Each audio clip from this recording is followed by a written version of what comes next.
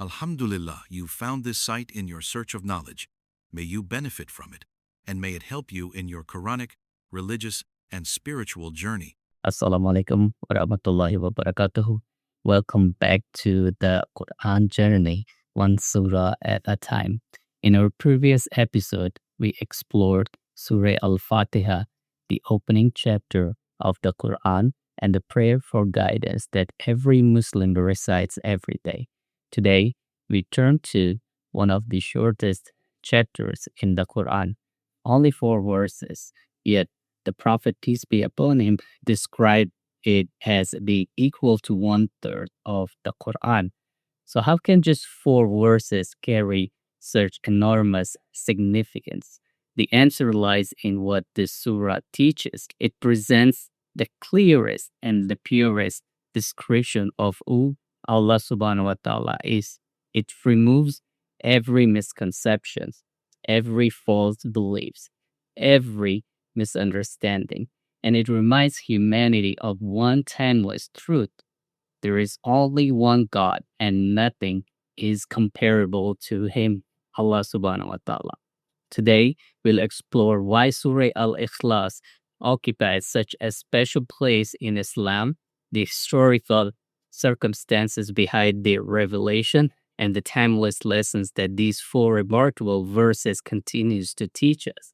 So let's begin. Surah Al-Ikhlas, the word Ikhlas means sincerity or complete purity of faith. Although the title itself does not appear within the chapter, scholars gave it this name because it teaches sincere belief in Allah subhanahu wa ta'ala alone without associating partners with Him. Some key facts. It contains only 4 verses. It is a Makkan surah. It focuses entirely on Tawheed, the absolute oneness of Allah. The Prophet, peace be upon him, said that reciting it is equivalent to 1/3 of the Quran. Many Muslims recite it regularly in their daily prayers and supplications. Despite its brevity, Surah Al-Ikhlas answers one of the humanity's oldest questions: who is God? Different civilizations have offered different answers. Some worship many gods, some worship nature, some believe God has children, while others deny his existence altogether. The Surah Al-Iqrar responds with remarkable clarity. Let's look into the historical context. When the Prophet, peace be upon him, began calling people to Islam in Mecca, many questioned him about the God he was asking them to worship. Some idol worshippers asked, "What is your Lord made of?" Others wanted to compare Allah subhanahu wa ta'ala to the idols they had already knew.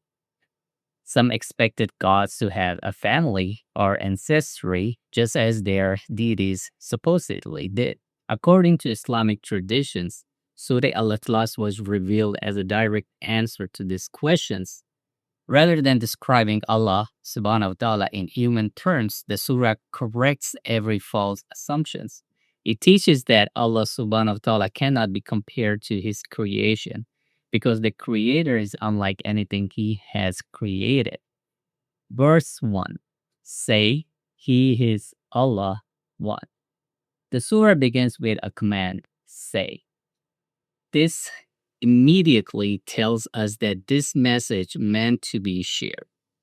Then comes perhaps the most important declaration in all of Islam. He is Allah one, no one among many, not the greatest of several gods, simply one, unique, perfect, without partner, without rival, and without equal. This is the foundation of Islamic belief. Everything else in Islam is built upon this truth. Because once we understand who Allah is, every act of worship gains its proper meaning. Verse 2. Allah, the eternal refuge. The second verse introduces one of Allah's beautiful names, as-samad.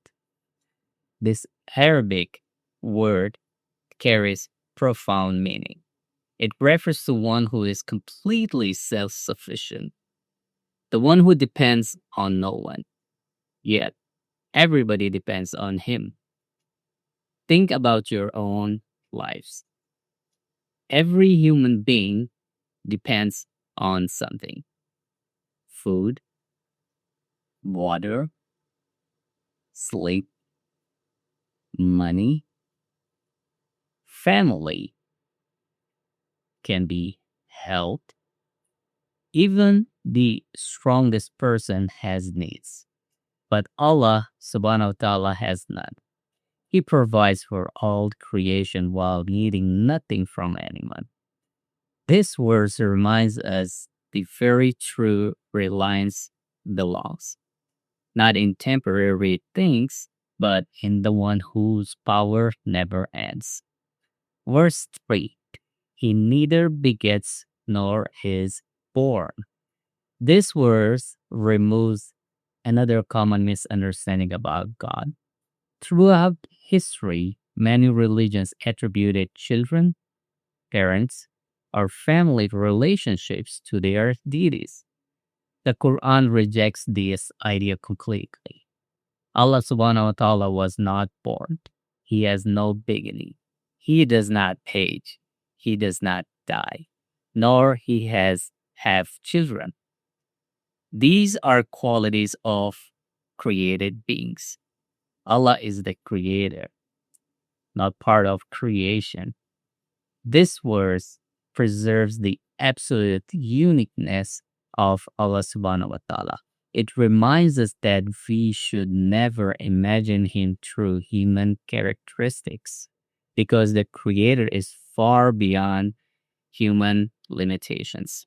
Verse 4: And there is none comparable to him. The surah concludes with one final declaration. Nothing resembles Allah subhanahu wa ta'ala. Nothing equals him. Nothing shares his perfection. Human beings often compare everything. We compare strength, beauty, knowledge, power. But Allah subhanahu wa ta'ala cannot be measured against anything. There is no comparison here, no equal, and no rival. Well, this verse protects believers from reducing Allah subhanahu wa ta'ala to something they can fully imagine. Because our minds are limited, but Allah's greatness is beyond all limits. So, why is it equal to the 1/3 of the Quran? Well, one of the most fascinating aspects of Surah Al-Ikhlas is the statement of the Prophet, peace be upon him, that reciting this surah is equal to the 1/3 of the Quran. Well, does this mean reading it 3 times replaces Quran the entire? No. Well, the scholars explains that this comparison refers to the immense reward and the importance of its subject. The Quran broadly teaches 3 major themes: faith, guidance for life, and the stories and the lessons from previous nations. Surah Al-Ikhlas perfectly summarizes the first of these: pure belief in Allah. Since faith is the foundation upon which everything else rests, this short chapter carries extraordinary weight. Well, something you might have missed. Notice something remarkable here. Well, Surah Al-Ikhlas contains no stories, no commandments, no legal rulings, no historical events, no descriptions of paradise or hell. Instead, every verse focuses on one subject alone: who Allah is. This teaches us a very important lesson. Before Islam asks us what to do, it first teaches us whom we worship. Because connect because correct actions begins with correct beliefs. The stronger our understanding of Allah subhanahu wa ta'ala, the stronger our worship becomes. So, what does this mean for us today? Well, modern life encourages people to depend on many things: career, technology, money, popularity, social media, achievements. Well, while these things may benefit us, none of them can provide lasting security. Surah Al-Ikhlas redirects our hearts towards the one who never changes, the one who never disappoints, the one who never weakens. When life becomes uncertain, this surah reminds us where the true peace is found, not in what we possess, but in knowing the one who possesses everything. Its message is timeless. Know Allah, trust Allah, worship Allah alone, and place your ultimate reliance on Him subhanahu wa ta'ala. So let's go over some reflection questions. Well, before we conclude, let's take a moment to reflect. When you recite Surah Al-Ikhlas, do you think about the meaning behind its words? If Allah alone is completely self-sufficient, where do we place too much dependence on people or worldly things? And how might our daily lives change if we truly live with the certainty that Allah alone is enough? Well, let us know your thoughts in the comments. Which verse of the Surah Al-Ikhlas speaks to you the most? So, at conclusion, Surah Al-Ikhlas may consist of only 4 verses, but within those four verses lies one of the clearest explanations of Allah found anywhere. It teaches us that Allah is one, perfect, independent, eternal, without beginning, and without end. And unlike anything in creation, it reminds every believer that true faith begins with knowing the one who we worship. Perhaps this is why this short chapter has remained one of the most beloved surahs for Muslims throughout the history. Its words are very simple, its meaning is profound, and its message is eternal.